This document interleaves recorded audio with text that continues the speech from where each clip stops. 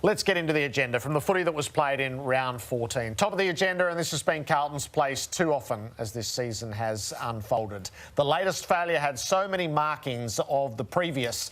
It poses the key question of why, and it has Carlton looking for who's responsible. Oh, Doherty over there ran the footy. Gade Lloyd, half a chance. Snuck out the back to Kelly. Snap! Oh, no! That might be the nail in the blue coffin. As a club, we're frustrated at the moment. It is frustrating, and I wouldn't put it down to between the ears.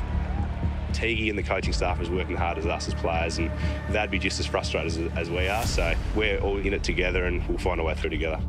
So the Blues lose by their biggest margin this year. We have to review the way we're educating it, because we're not executing under the heat of the battle. When the pressure comes, we're not getting the job done. It's just breaking down. It's getting worse and worse. I can't see where the growth is with the way they're defending, and as I said, now their offence off the back of it is not as good, and they're just falling apart. You know what it's like after a game, everyone's disappointed. Everyone tries 100% every week to try and get a result, and we understand it's a win-loss business, but look, we're flat. I can understand the frustration that may be coming from the fans, but I can tell you right now, the coaches, Teague, the leadership group and the players are working bloody hard. When you're in places like this, it's easy to point to one person, but footy's a collective group, and we're all taking responsibility for where we are at the moment. It's not just on Teague, it's everyone. You can't help but think, why are we still talking about Carlton in the same fashion? Yep. At the moment, we've got too many breakdowns in that system. So, again, we are reviewing it and we're looking at it. We're definitely leaking too much as a side, and we've openly said that. The issue isn't talent. The issue is system and desire. It's as simple as that. How can you allow this to keep happening, David? Give us an answer as to why you think there is growth. This growth you keep talking about, where is it?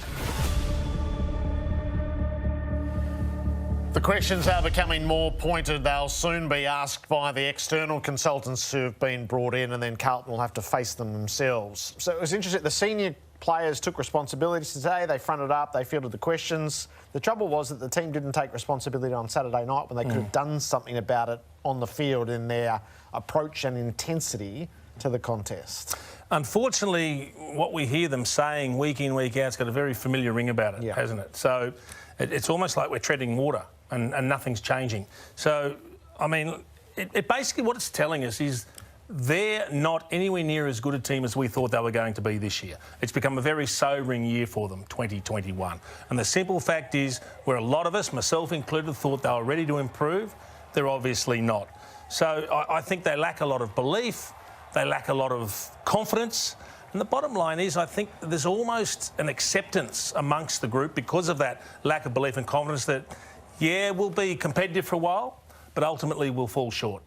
And just look at the body language at times during the game and the frustration of some of the players. It's not reflective of a complete buy-in. So, defensive mechanism in all of this, and if there's something that's undermining and sabotaging what they're trying to be, it's obviously this. Is it can't or won't? Well, I think it's a combination of both. I mean, we heard David King, his comments talking about system as well. Quite possibly it is the system. Is it poor execution? Absolutely it is. It is horrible execution. Is it attitudinal? I think that's a big part of it as well. I think at times it's a little bit of, it's all become too hard. So I think it's a little bit of everything. I'm glad Paddy Cripps is talking about the collective and the whole group, because everyone's responsible. It's not the coach. It's not a couple of the players. It's everybody. And they have to change their attitude and change their level of belief in what they're doing, or throw it out and start again, because what they're doing at the moment, they're not buying into. So the review was called by the next president, and the incumbent president tried to distance the coach from it. I suspect that was unwise. I'm not sure how you could possibly run a review without examining all aspects. You can't quarantine the coach. There might be the absolutely held desire that he survive, and yet from here, that can't be a canvas. Is David Teague's position, does it have to be central to any review? Of course it does. Absolutely does. So only Carlton truly know how bad or not so bad they actually are. And if they don't, they will at the end of the review, because that will give them some wonderful feedback, some great information. So if you can speak to everybody there involved in that football program with complete impunity and confidentiality, you'll be amazed at some of the feedback you get. Some you have to throw out, because there's always whingers in a group. Yep. There's always those that are blaming other people. But there will be a lot of stark wake-up calls, if you like, that will come through, and some might refer to the coach. Maybe they won't, but you can't sit there and say we're looking at everything but the coach. Everyone has to speak freely. You need to get to the root of it all. You've got a sample question or two that you'd put to me? Well, look, I can only go on past experience, but the most important thing is to talk to absolutely everybody in the football department. And you have to get their honest opinions about, is the game plan working? Do you believe in your teammates? Does the coach communicate effectively? All these sorts of things add up. And it's not necessarily just one or the other. It's a whole group of things. But once you do that review, once you've spoken to enough people, Jared, some themes will come through. And they'll be the themes that you focus on, because it's not just the exception to the rule. It's the majority of the group are telling us A, B and C. Yep. That's where we need to start our work. So Wayne Campbell wrote the piece last week in The Age and said you don't call a review like this and then move on the boot stutter. Do you expect there to be substantial change at the end of it? From our vantage point, it would be hard to imagine it lands any other way, given this is a team that's 4-9 that had declared their time for development over. Well, there has to be change, Jared, because if there's not change, what you're doing is you're sitting there and saying, the review was good.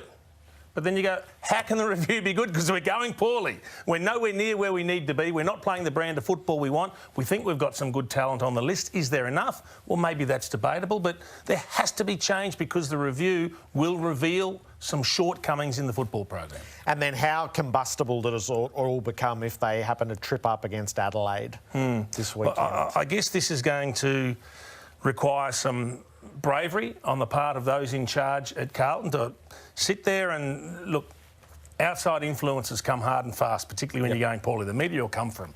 Let's say worst case scenario, they got belted by Adelaide. The fallback for Carlton now is just sit back and say, well, we're starting a review. There's no point jumping to any conclusions. We haven't done the review. So let's get to the bottom of the review first, and then we'll tell you what changes we're going to make. But in the meantime, it's just white noise, the rest of that stuff. So I'm interested, with David Teague's position is 9 to go, is he coaching for his job, or is his job in the hands of the work that essentially has already been done and is being investigated now? Oh, I'd be looking at the last 9 weeks as well, because there's a necessity for David to galvanise that group and to get something out of them. Yep. To show some bravery, to show some courage, to show some intestinal fortitude where they go, well, we just can't roll through 2021 without taking any small steps in the run home. We've got to at least set ourselves up for next season. How do we do that? Well, we've got to work real hard at a couple of things, whether it's eking out a couple of results that normally would have gone against us, or whether it's playing a better brand of football, or whether it's greater camaraderie and confidence in your teammates out on the ground. Something has to show through that gives not just the media, but Carlton and the people in the know the confidence to say, all right, I think we've steadied the ship. Yep. Let's make the adjustments according to review, and let's go full steam ahead into next year.